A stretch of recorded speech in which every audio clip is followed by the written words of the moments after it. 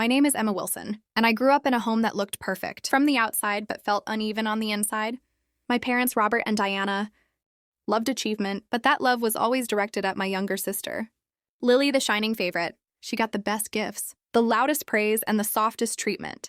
While I became the quiet background child, even my accomplishments were swallowed by their indifference. When I won awards, they barely reacted.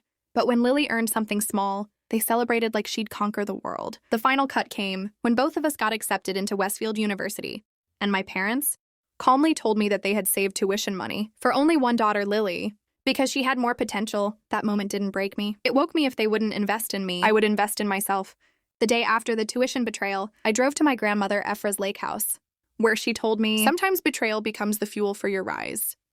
Those words became my strength. I returned, applied for scholarships, grants and work-study programs, and somehow pieced together enough money for my first year. I moved into a cramped apartment far from campus and worked 2 jobs, coffee shop shifts on weekdays and bookstore shifts on weekends. Exhaustion became my routine, but slowly the struggle sharpened me.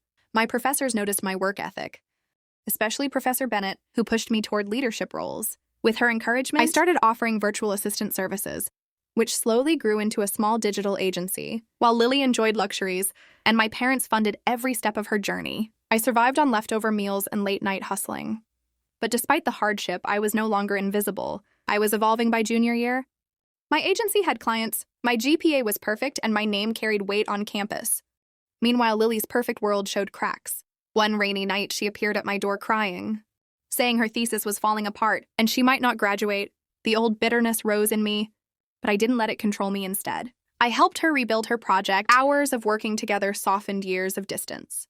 She watched me plan right, analyze, and stay steady under pressure. For the first time, she saw the real me, the sister who had survived without help, who had built everything from zero. When we finished, she whispered, "How do you do all this?" And all I said was, "Because no one else was going to do it for me." That moment changed us. She finally understood the difference between privilege and effort. By senior year, I was leading major student projects, running a growing digital agency, and earning recognition across the campus. Professor Bennett urged me to compete in the National Collegiate Business Innovation Competition, and I poured myself into the project until I finally won $50,000 in national recognition. Soon after, Alexander Global Consulting offered me a 6-figure job. During graduation, I was chosen to give the student address, and award after award was announced under my name. My parents barely looked at me for years, sat stunned as the crowd applauded. The daughter they had overlooked. The university even created the Emma Wilson Resilience Fund. In my honor, Grandma hugged me proudly. Lily cried tears of joy, and for the first time, I felt seen not by them, but by the world I had carved my place in. After the ceremony, classmates, professors, and executives approached me with praise and offers. At the family dinner that evening, relatives celebrated me, while my parents struggled to understand how much I had achieved without them. Mom asked why I never told them any of this, and I replied, "I never hid my life. You just didn't look." Lily stood beside me, said, "You invested in me." But Emma built everything alone and surpassed all of us. The silence that followed said everything.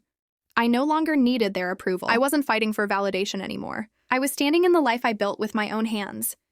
When I walked out of the house that night, the air felt new. My victory wasn't proving them wrong. It was proving myself right.